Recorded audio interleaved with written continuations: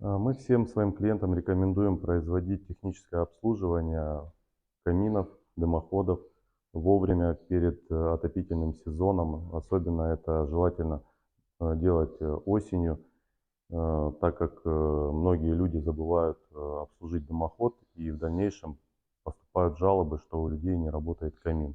Не работает камин в каком случае?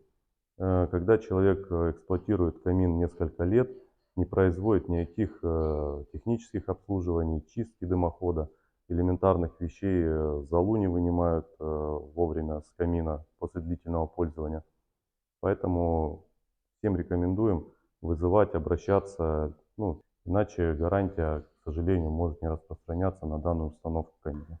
И вы у нас в контактах есть, если что, мы сами даже людям звоним, когда надо обслуживание провести. Да.